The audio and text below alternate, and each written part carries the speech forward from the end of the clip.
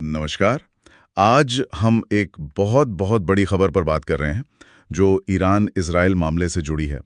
अमेरिकी राष्ट्रपति ट्रंप ने ये ऐलान किया है कि यूएस मिलिट्री ने ईरान के अंदर उसके जो मेन न्यूक्लियर ठिकाने हैं फोर्डो, नतांज और इस्फहान, उन पर हमला किया है। जी हाँ, और ये बहुत बड़ी डेवलपमेंट है। बिल्कुल। ट्रंप ने इसे शानदार सैन्य सफलता कहा है और साथ में ये भी जोड़ा कि भाई अब शांति का समय है। तो आज हम इसी पर बात करेंगे। हमारे पास जो जानकारी है उसके आधार पर समझने की कोशिश करेंगे कि ये सब क्या है, इसके मायने क्या हैं और आगे क्या हो सकता है। चलिए शुरू करते हैं।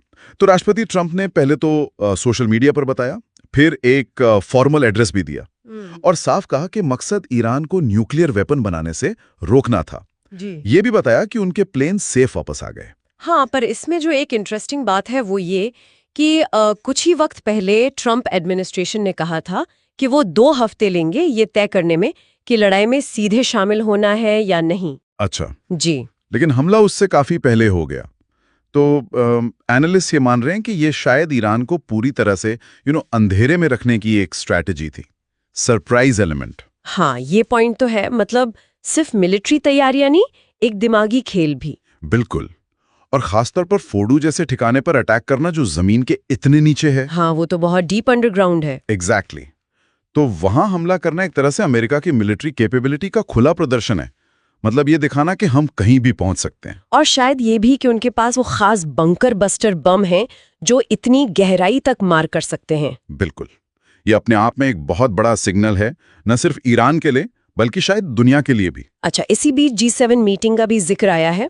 वहां पर ये सहमति बनी थी कि ईरान को न्यूक्लियर वेपन नहीं बनाने देना है और इजराइल को अपने बचाव का हक है। हाँ, तो क्या ये हमले के लिए एक तरह की इंटरनेशनल स्टेजिंग थी? मतलब जमीन तैयार की जा रही थी? ऐसा लगता तो है। देखिए, G7 का वो रेजोल्यूशन जिसमें ईरान पर निशाना साधा गया और फिर ट्रंप का मीटिंग से जल्दी निकल जाना, हाँ वो भी हुआ था। ये सब शायद एक बड़ी पिक्चर का हिस्सा था।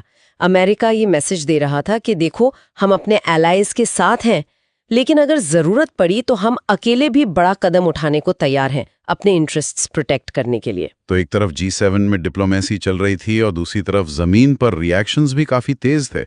इजरायली पीएम नेतन्याहू ने तो अमेरिका की बहुत तारीफ की है। हाँ, उन्होंने तो इसे अविस्मरणीय गठजोड़ कहा है। और दूसरी तरफ ईरान, उनका स्टैंड तो बहुत ही ज्यादा हार्ड है, बेहद सख्त। उनका कहना है कि उस एरिया में अमेरिका की हर चीज, हर सैनिक अब उनका वैध निशाना है। ये कोई छोटी बात नहीं है। नहीं, ये तो बहुत सीरियस धमकी है। तो अब यहाँ से चीजें किधर जाती दिख रही हैं? देखिए, ईरान के लिए सिचुएशन बहुत मुश्किल है। मिलिट्री पावर के मामले में अमेरिका कहीं आगे है। हाँ वो तो है। और उन्हें रूस या चीन से कोई डायरेक्ट मिलिट्री हेल्प मिलेगी, इसकी उम्मीद भी कम ही है, क्योंकि वो देश भी शायद अमेरिका से सीधा टकराव नहीं चाहेंगे। तो ऐसे में ईरान के पास ऑप्शंस बहुत लिमिटेड हो जाते हैं। क्या ऑप्शंस हैं इनके पास? मतलब क्या कर सकता है ईरान अब?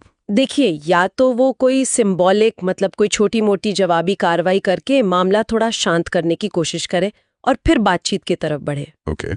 या फिर दूसरा ऑप्शन है कि वो रिस्क उठाए, कोई बड़ी जवाबी कार्रवाई करे, लेकिन उससे फिर ये पूरा मामला बहुत ज्यादा भड़क सकता है। और ट्रंप ने वार्निंग भी तो दी है। हाँ बिल्कुल, ट्रंप ने साफ कहा है कि अभी कई और निशाने बाकी हैं और उन्हें मिनटों में टारगेट किया जा सकता है। तो ये एक तरह से प्रेशर टैक्टिक्स है। तो इसका मतलब ये हुआ कि गेंद अब एक तरह से ईरान के पाले में है कि वो क्या करते हैं। हाँ, काफी हद तक अब पूरी दुनिया की नजरें इसी पर हैं कि ईरान अगला कदम क्या उठाता है। क्या वो सिचुएशन की ग्रेविटी को समझकर टेंशन कम करने की कोशिश करेगा, या फिर जवाब देगा, या फिर जवाबी कार्रवाई करेगा, जिससे ये संघर्ष और बढ़ सकता है। और हाँ, एनालिस्ट ये भी कह रहे हैं कि इस हमले का मैसेज सिर्फ ईरान के लिए नहीं है। अच्छा, किसके लिए है फिर? शायद चीन जैसे दूसरे बड़े देशों के लिए भी है कि अमेरिका अगर जरूरत समझे तो मिलिट्री फोर्स इस्तेमाल करने से पीछे नहीं हटेगा। तो ये एक ब्रॉडर मैसेजिंग भी है। जी। तो कुल मिलाकर देखें तो अमेरिका ने सीधे ईरान के न्यूक्लियर ठिकानों पर हमला करके इस पूरे कॉन्फ्लिक्ट को एक नया और शायद ज्यादा खतरनाक मोड़ दे दिया। हाँ बिल्कुल। ट्रंप इसे कह रहे हैं कि ये शांति की तरफ एक कदम है, लेकिन ईरान की जो धमकियां हैं वो तो कुछ और ही इशारा कर रही हैं। बिल्कुल। इस एक घटना का असर मिडिल ईस्ट और पूरी ग्लोबल पॉलिटिक्स पर बहुत लंबे समय तक रह सकता है। सही बात है। और यहाँ सोचने वाली बात ये है, एक बड़ा सवाल ये उठता है कि क्या न्यूक्लियर ठिकानों पर इस तरह हमला करके जो सिचुएशन बनी है, क्या वो सच में किसी तरह की स्थायी शांति ला सकती है? एक जरूरी सवाल है। या